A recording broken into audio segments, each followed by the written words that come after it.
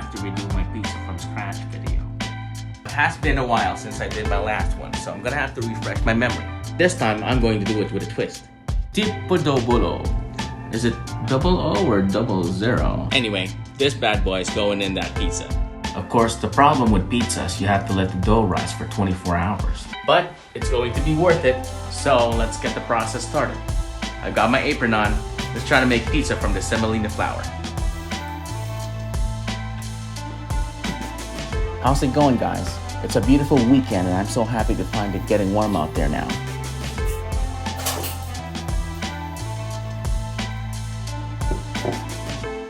Another week has gone and here I am cooking again. It seems as though my pizza from scratch video had a copyright hit and I had to pull it down.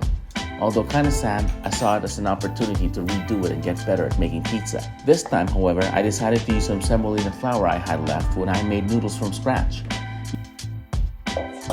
A good friend and mentor, Mitch Fullen, gave me the water heater I'm using here.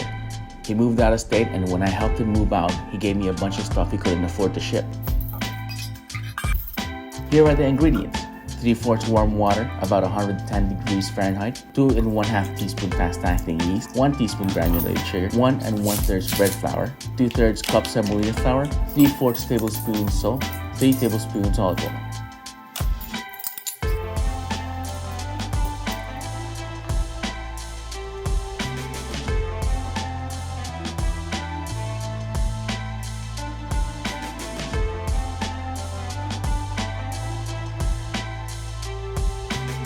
It's really important for you to bloom your yeast. This is how you find out if it's alive. It's alive. Without the live yeast, your pizza won't rise.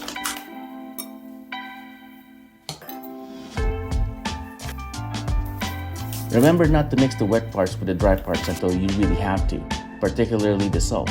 It could kill the yeast before it gets a chance to fully bloom.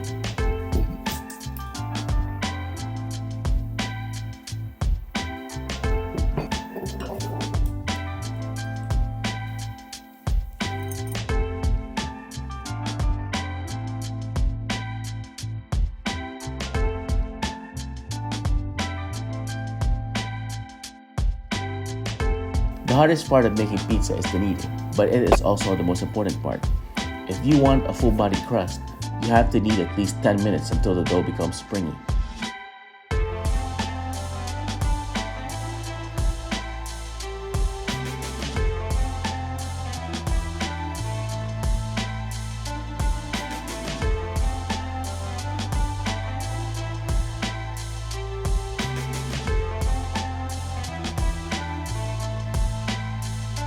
Line your bowl with olive oil so the dough doesn't stick.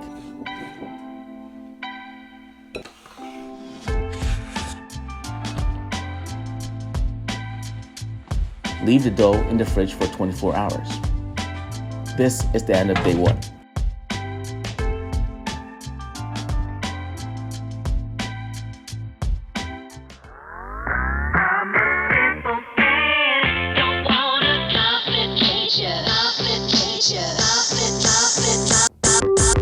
Alright, it's day number 2 and the dough has been rising in the fridge for 24 hours. And what's that over there, you say? Why, it's the sauce. This pizza project is getting along pretty well. All we have to do now is shape the dough and cook the actual pizza. Cooking the sauce is relatively an easy process. Just a bunch of aromatics and tomato sauce and we're ready to go. Here are the ingredients.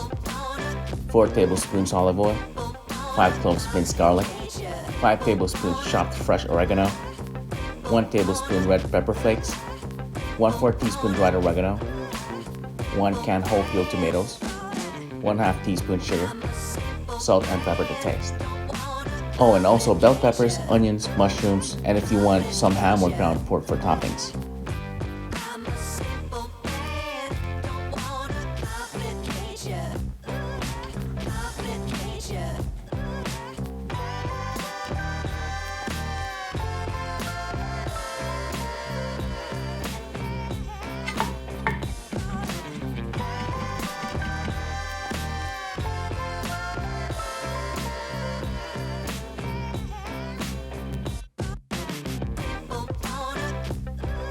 My chopping board kept moving here. A little word of advice, always put your chopping board on a stable surface. Try putting a wet rag under it to keep it from moving, like what I did here.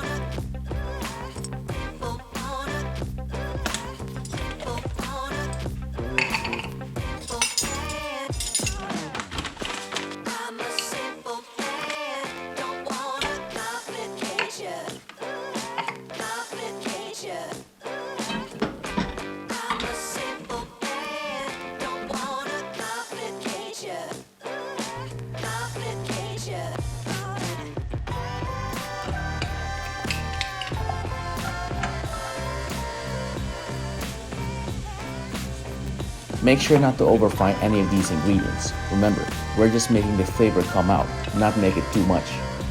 In making the sauce, subtlety is key.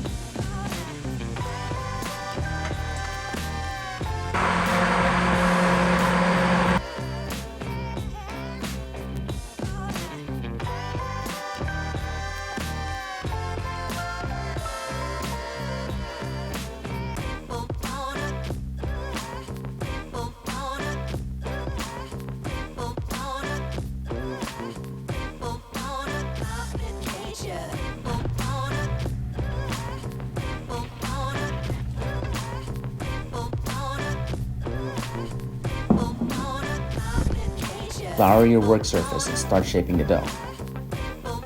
From center, start pushing the dough outwards. Once you hit the outer rim, make indentations where your crust will be.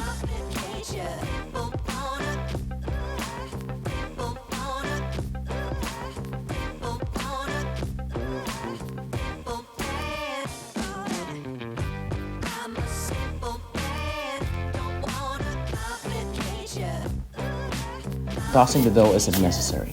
I find it does make the dough grow more evenly in a circular shape. I wasn't even doing a good job at it. Simply pinching and tilting should do the trick though.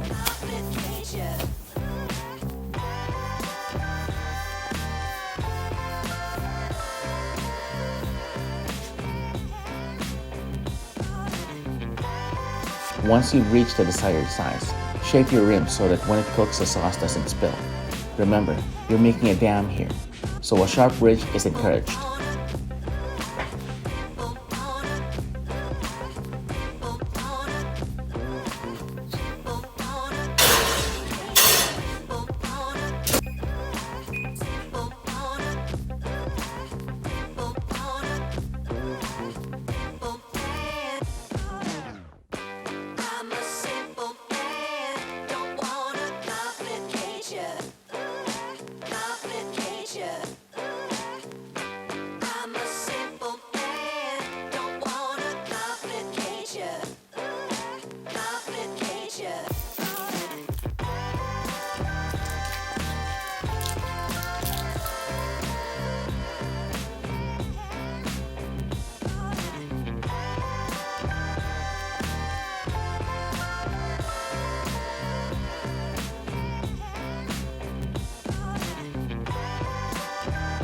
The trick to putting the sauce in the pizza is to put enough that you paint it, not cover it.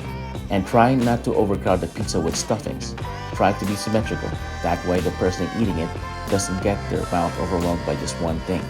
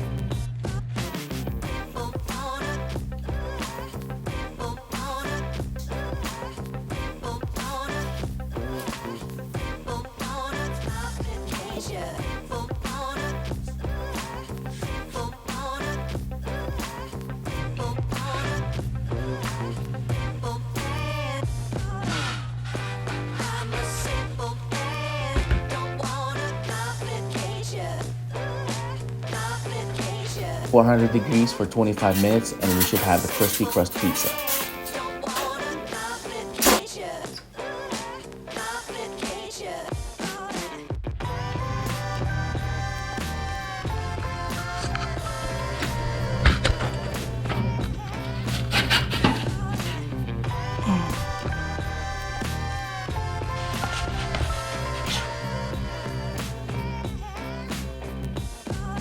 Alright, so the pizza is finally done. I gotta say, I'm actually kind of pleased with it. This turned out really well. Man, that took too long to edit, but finally it's done. I just wanted to say thank you for all those views. Please don't forget to like and subscribe, and I will see you guys next week on my next cooking project.